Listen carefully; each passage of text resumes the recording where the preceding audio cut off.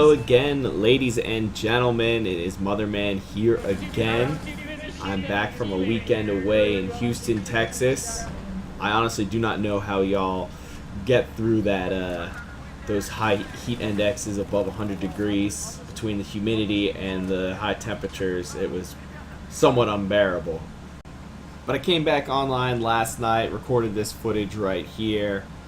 We had a great time, actually. We filled up the server. I want to say we played until about 2 a.m. Eastern time, and I'm sure the server kept going afterwards.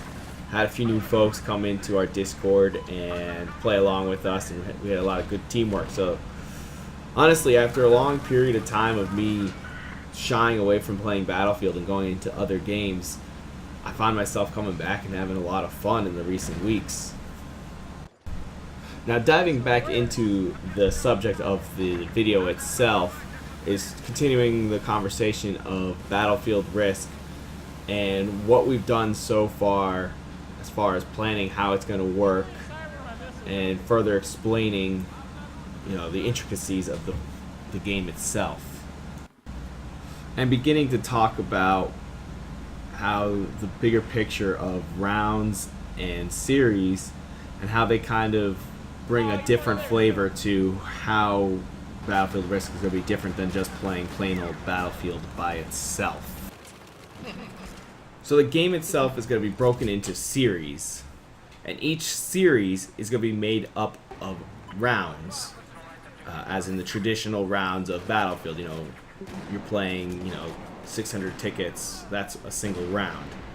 And that's what's going to start to make this game different from just playing Battlefield, these series, because that's how we're going to dictate and limit the amount of resources that you have access to in any given round. So when you begin a series, you are given a allotment of how many times you can use armor, or how much air vehicles you can use, or what weapons you can have on your person.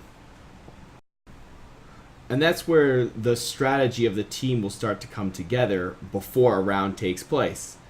Before any given round, the team's going to vote together about which map they want to play and where they want to start, attacking. And each map's going to have different strategic value to them. Some maps might give you extra armor throughout the series. Some maps could give you access to additional weapons, or even allow you to have certain attachments, things like that. And that's important to think about, because your team, you might be towards the end of the series and you realize, oh, we've already used all our armor, and the other team still has some armor left. Maybe we shouldn't play a map that's heavy in armor, and be smart about who we attack. And then on the other side, if you're on a team that's keeping track of the armor that's been played so far by the other team, you can be like, hey, they don't have any armor left, let's attack this point, we know they're weak. So I had to think about, how will a series be built out? One's down. How are the rounds going to be divvied up?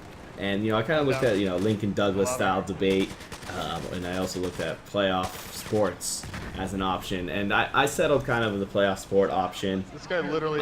So the turns will be, Team A will get 2 turns to pick, followed by Team B getting 3 turns in a row, and then the last to even out the series, Team A will get an additional 1 pick. So during the series, each team gets 3 offensive picks, and then the next series it will flip.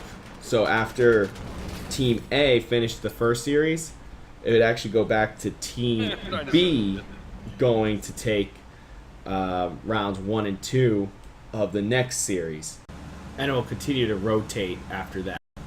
So how does this look in practice? So if we're going to take the start of a series, Team A has the first pick, so pretty much they're on the board to make the decision of the first attack. Amongst themselves, they'll make a vote determining, based on whatever strategy they have in mind, they can kind of discuss, hey, let's go for this location versus another. But once that vote is placed, that round will begin based on the map that they picked. So let's say, for example, we're looking at this map here. Team A wants to attack Silk Road from Gull Mud. So after a vote takes place, Silk Road will load up and they will begin that map. The winner of which obviously will retain that map and it'll become their territory, and then they will move on to their second pick. And then after their second pick, of course, comes B's first pick, their second pick and third pick, and then to end the series, there will be one last pick for Team A. There are so many more finer details to work through and continue, but that's just the basis of how series and rounds are kind of going to work together. Thanks for watching, guys. Please keep updated and adding any kind of input you have.